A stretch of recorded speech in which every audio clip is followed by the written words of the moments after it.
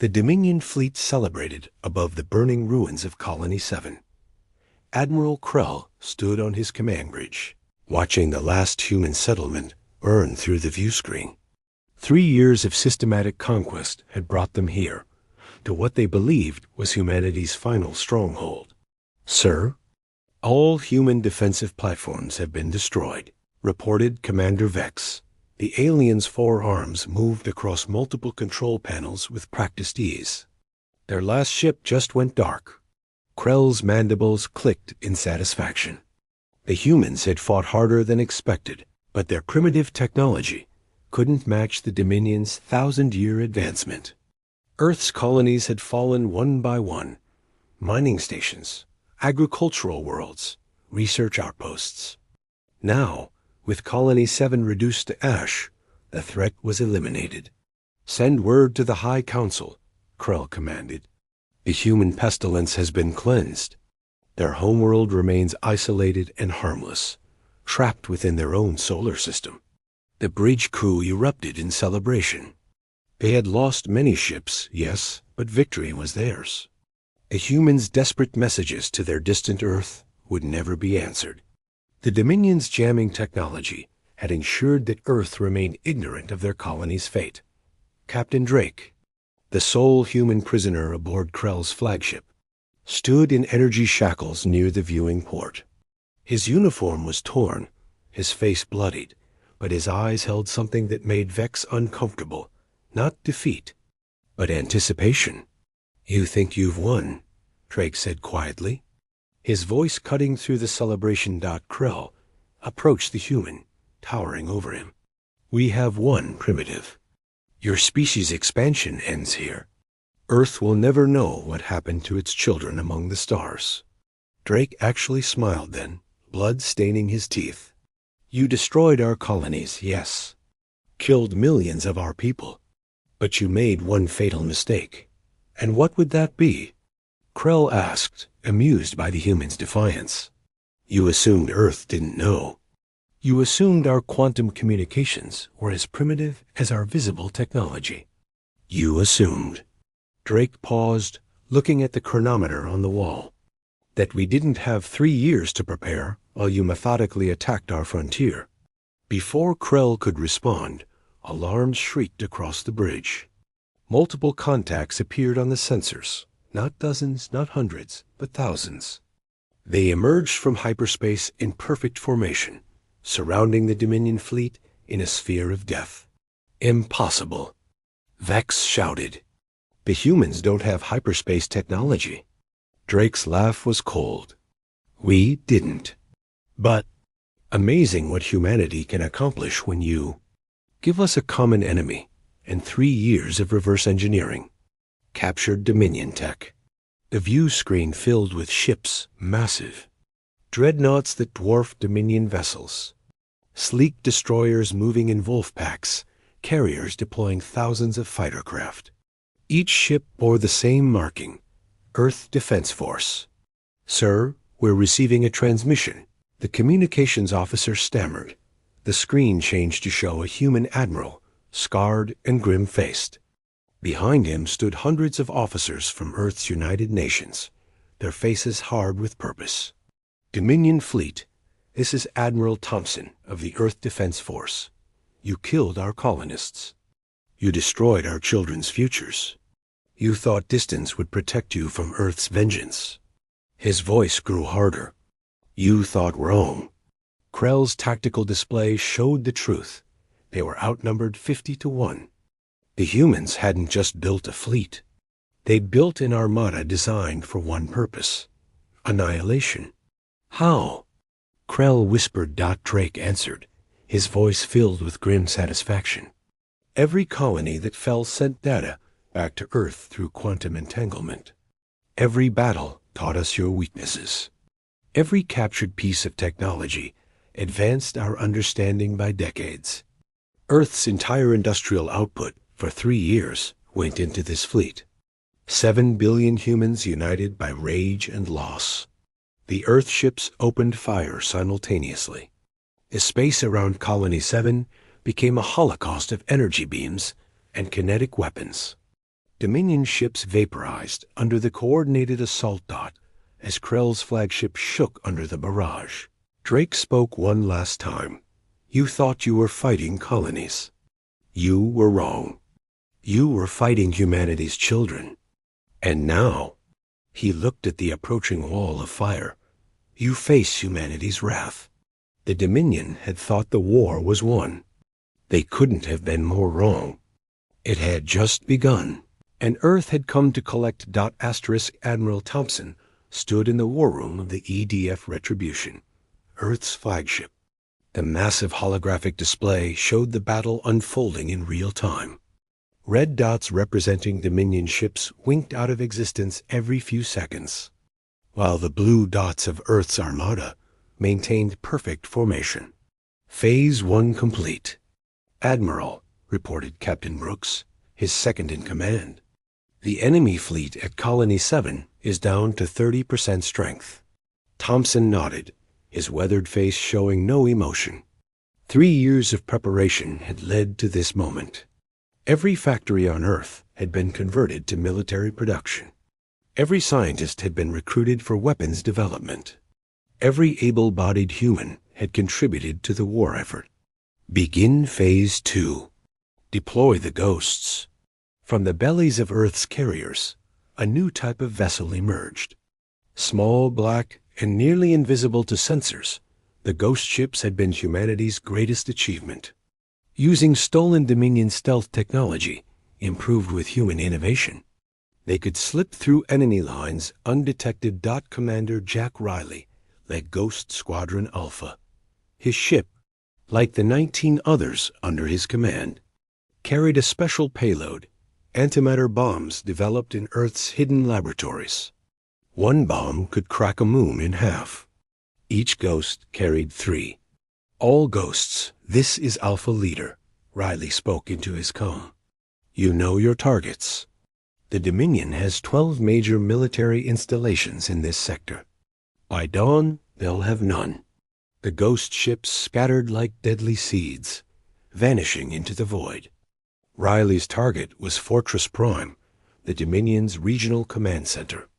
It hung in space like a metal mountain, bristling with weapons and shielded by energy, barriers that could withstand a direct hit from a TIE nuclear warhead. But humanity hadn't sent nuclear warheads. As Riley's ghost approached the fortress, he thought about his sister. She'd been on Colony 3 when the Dominion attacked. 700,000 humans had died that day, including little Emma. She'd been 12 years old, visiting their aunt during school break. For Emma, he whispered, releasing the antimatter bomb. The explosion was visible from 3 solar systems away. Fortress Prime didn't just break apart. It ceased to exist, converted entirely into energy. The shockwave destroyed 6 nearby Dominion cruisers that had been docking for repairs. Across the sector, similar explosions bloomed like deadly flowers. The Dominion's infrastructure, built over centuries, disappeared in minutes. Supply depots, shipyards, communication relays, all gone. On the bridge of his dying flagship, Admiral Krell watched the destruction in horror. The humans weren't just winning. They were erasing the Dominion's presence from this region of space. Sir, we're receiving reports from home, Vex said, his forearms trembling. Human fleets have appeared in 7 of our core systems. They're bombing our industrial worlds. Krell couldn't comprehend it. That's impossible. Our core systems are 50 light years away. The journey would take 3 years. Drake interrupted from his position as prisoner. The same 3 years you spent destroying our colonies. Earth didn't just build 1 fleet, Admiral. We built 8. And while you were here, celebrating your victory, our other fleets were already in hyperspace, heading for your homeland. The tactical display updated with new data from the Dominion's home systems. Icons representing industrial worlds turned from green to red. Military bases went dark. The Dominion's capital world was under siege by 2 full Earth fleets. You wanted to teach humanity a lesson about power. Drake continued. Congratulations. We learned. We learned that mercy is a luxury we can't afford. We learned that the only way to ensure our survival is to make sure no one ever attacks us again. Admiral Thompson's face appeared on the main screen again. His expression was granite hard, showing neither pleasure nor regret. Admiral Krell, I'm offering you one chance. Surrender unconditionally. Order all Dominion forces to stand down. Accept Earth's terms without negotiation. Thompson paused. You have 60 seconds to decide. Krell looked at his dying fleet, at the reports of devastation from home, at the unstoppable human armada that surrounded them. The Dominion had ruled this region of space for 1,000 years. In 3 years, humanity had brought them to their knees. 40 seconds, Thompson announced. Vex looked at his admiral. Sir, if we don't surrender, they'll do to us what we did to their colonies. Krell finished. He understood now. The humans hadn't just prepared for war. They'd prepared for vengeance, and they'd prepared it well. The war the Dominion thought they'd won had become their extinction event. Asterisk. Admiral Krell's surrender came with 15 seconds to spare. Across the sector, Dominion ships powered down their weapons and lowered their shields. The mighty empire that had terrorized space for a millennium bent its knee to a species they dismissed as primitive dot in the conference room of the EDF Retribution. Admiral Thompson sat across from the defeated Dominion leadership. Drake, now freed from his shackles, stood beside Thompson as humanity's witness. The room was filled with Earth's military commanders, their faces hard as stone. The terms are non-negotiable, Thompson began, sliding a datapad across the table. The Dominion will dismantle all military vessels larger than patrol craft. Your weapons technology will be surrendered to Earth. Your territories will be divided into protectorates under human supervision. Krell read the terms, his mandibles clicking in distress. This will end our civilization as we know it. The same way you ended our colonies, Captain Brooks said coldly. 7 million humans died because of your aggression. Entire families, bloodlines, cultures erased. Thompson raised his hand for silence. However, unlike the Dominion, humanity offers something you didn't give our colonies. A future. Accept our terms, and your people live. Your worlds remain inhabited. Your children grow up. Refuse, and he gestured to the view screen, showing Earth's armada. We have enough antimatter bombs to turn every Dominion world into stellar dust. In the depths of space, the ghost ships maintained their positions near Dominion worlds. Commander Riley watched a Dominion colony through his scope, cities filled with civilians, children playing in parks, families living their lives. His finger hovered over the trigger that would end them all. Alpha Leader, this is command. Hold position, but do not fire unless ordered. Negotiations are ongoing. Riley acknowledged, but kept his weapons armed. Too many human children had died for him to feel sympathy. Yet, as he watched a small Dominion child help an elder cross a street, something twisted in his chest. Would Emma want this? Would she want him to become the monster they'd fought against? Back in the conference room, a younger Dominion officer named Tran spoke up. Admiral Thompson, I was against the attack on human colonies. Many of us were. The High Council ignored our protests. And yet you followed orders, Drake responded. You participated. Yes, Tran admitted, to our eternal shame. But I ask you, will humanity prove better than we were? Will you show the mercy we failed to give? Thompson stood, walking to the view screen. He looked at the ruins of Colony 7 floating in space. Every night for 3 years, I've watched the recordings of our colony's last moments, heard the screams, seen children vaporized. My own son was on Colony 5. The room fell silent. Every fiber of my being wants to give the order. To make you feel what we felt. To take from you what you took from us. Thompson turned back to face them. But that would make us no better than you. And humanity. Humanity chooses to be better. He pressed his unit. All ghost squadrons, stand down but maintain position. Weapons to safe mode. Krell's relief was visible. You're showing mercy? Not mercy, Thompson corrected. Justice. Your military will be dissolved. Your leaders will stand trial for war crimes. Reparations will be paid to the families of the victims. But your civilians, your children, they'll live. Because humanity remembers what you forgot.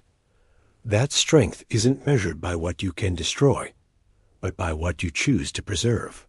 Over the following hours, the terms were finalized. The Dominion's surrender was total and unconditional. Their warships were converted into cargo vessels and hospital ships. Their weapons were destroyed under human supervision. Their military academies became schools for peaceful cooperation. Commander, Riley watched as Earth engineers arrived at former Dominion worlds, not to conquer, but to build. Schools, hospitals, infrastructure. Humanity's vengeance transformed into humanity's investment in peace. You're disappointed, Drake said to Krell during a break in proceedings. We expected death. You gave us servitude. No, Drake corrected. We gave you what you never gave us, a second chance. The question is what you'll do with it. As news of the surrender spread, celebrations erupted on Earth, but Thompson didn't celebrate. He stood alone in his quarters, looking at a photo of his son. We won, Michael.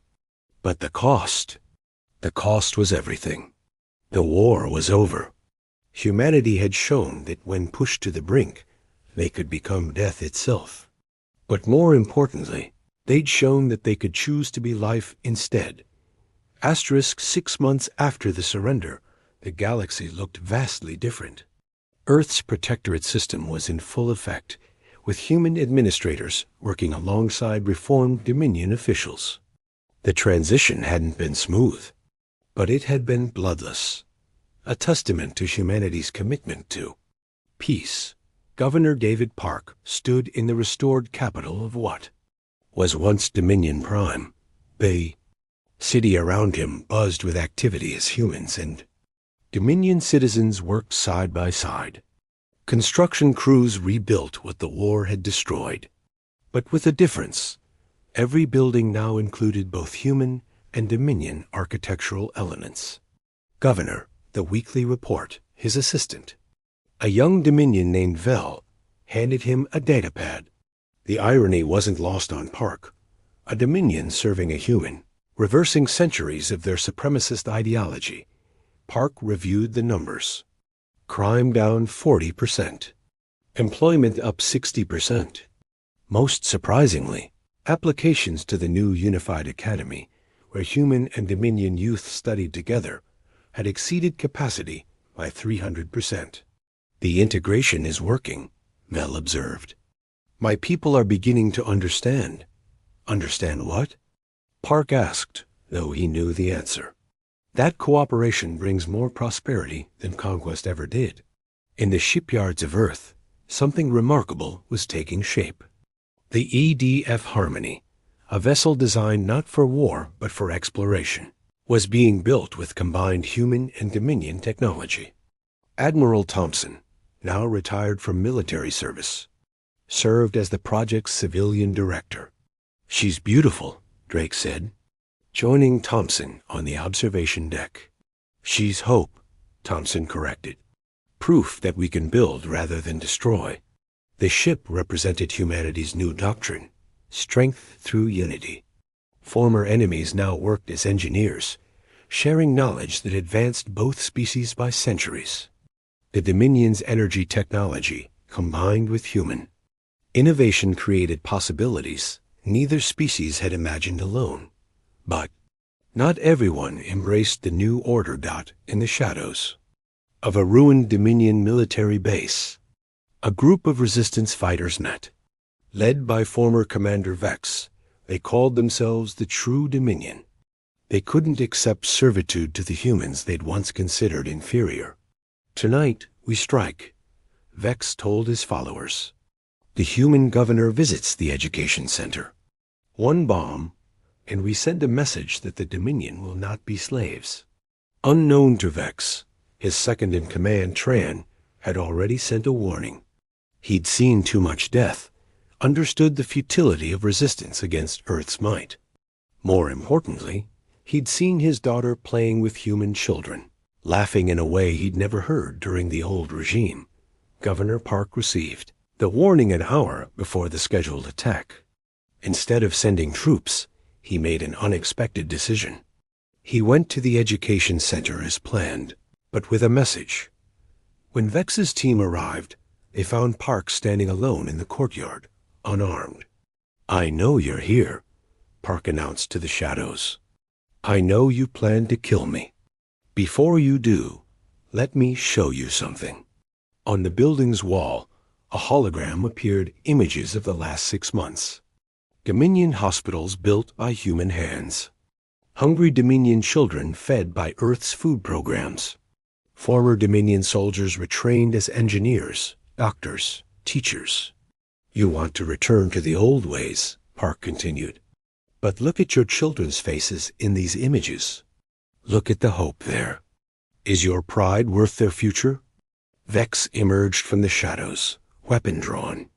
"You humiliated us, made us servants. We made you partners," Park corrected. "Your knowledge, our innovation. Your culture, our diversity. Together, we're already achieving things neither could alone." Pretty words from a conqueror. Park stepped forward, spreading his arms. "Then shoot. But know this. My death changes nothing. Humanity could have erased you. Instead, we chose to elevate you. Not as servants, but as equals earning their place through peace instead of war." A long moment passed. Vex's weapon trembled. Behind him, his followers watched, uncertain. And from the shadows, Tran spoke. "He's right, Commander. My daughter learned to sing human songs this week. She taught them Dominion melodies in return. That's not servitude. That's synthesis." One by one, Vex's followers lowered their weapons. The weight of reality crashed down on him. The war was truly over. The old ways were dead. And perhaps, just perhaps, the new way was better. Vex dropped his weapon. "What happens to us now?" "Now?" Park extended his hand. "Now you help us build something neither human nor Dominion, but greater than both." The age of conquest was ending. The age of cooperation had begun. Asterisk. 10 years had passed since Earth's Armada descended upon the Dominion. The galaxy had transformed beyond recognition. Where once there had been fear and subjugation, now trade routes connected 100 worlds. The United Galactic Council, headquartered on the rebuilt Colony 7, stood as a monument to cooperation. Admiral Thompson, now an old man with silver hair, stood before the memorial of reconciliation. 7 million names were etched in quantum crystal, every human who died in the Dominion attacks. Beside it, a newer edition held 3 million Dominion names. Those who died in Earth's retaliation? Grandfather Thompson? A young voice interrupted his contemplation. He turned to see his adopted granddaughter, Lynn, a war orphan he'd taken in after the conflict. Beside her stood her best friend, Rex, a young Dominion whose natural plating was just beginning to harden with adolescence. "We're doing a school project about the war," Lynn explained. "Our teacher says you were there." Thompson smiled sadly. "I was. What do you want to know?" Rex spoke up, his translator giving his clicks and hums a curious tone. "Our teacher says humans could have destroyed all Dominion worlds. Why didn't you?" The old admiral sat on a bench, gesturing for the children to join him. "Rex, what do you want to be when you grow up?" "An explorer." I want to captain a mixed-species vessel and find new worlds. And that dream exists because we chose creation over destruction. Thompson looked at the memorial. Hatred is easy, young ones. Vengeance feels justified. But it leads nowhere except more graves. In the capital, the unified parliament was in session. Drake, now Secretary of Interspecies Relations, watched as human and Dominion representatives debated together. The topic, funding for the Deep Space Initiative, a joint exploration program that former Admiral Krell, now a peace advocate, took the floor. 10 years ago, I commanded fleets that destroyed human colonies. Today, I stand before you advocating for united exploration. This transformation wasn't forced. It was chosen. We chose to see humanity not as conquerors, but as teachers who showed us a better path. The vote was unanimous. The funding passed.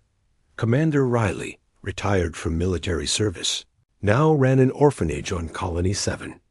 Children of both species played in the yard he watched over. The man who once held antimatter bombs now held story time for mixed groups of eager young minds. Tell us about the ghost ships again.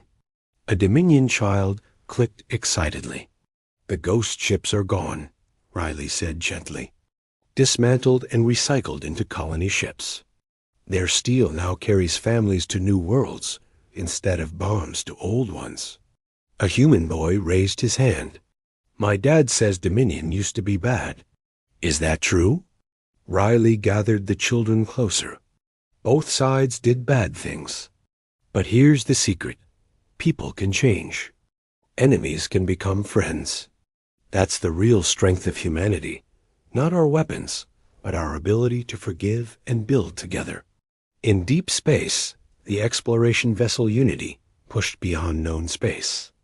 Its crew was perfectly split, half human, half Dominion.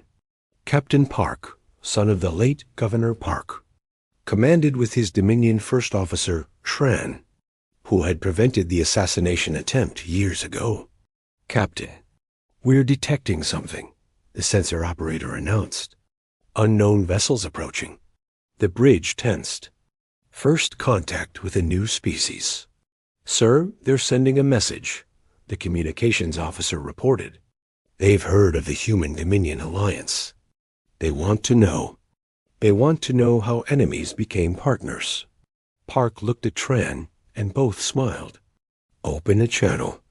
Let's tell them about the war that ended all wars. Let's tell them how humanity's greatest weapon wasn't our Armada. It was our choice to see former enemies as future friends. Back on Earth, in a small classroom, a teacher asked her students, both human and Dominion, what they'd learned from history. A young girl raised her hand. That being strong means knowing when not to fight. A Dominion boy added, that victory isn't beating others, but lifting them up. The teacher smiled. And what do we call this principle? The class answered in unison, in both languages, the human way. As the sun set over Earth's rebuilt cities, where human and Dominion children played together, where former enemies now stood as brothers, the greatest truth of all was evident. They thought the war was won when Earth's Armada descended. They were right. But the real victory wasn't in conquest. It was in choosing compassion over vengeance. Cooperation over domination. Humanity had proven that the strongest force in the universe wasn't weapons or fleets. It was hope. The end, asterisk.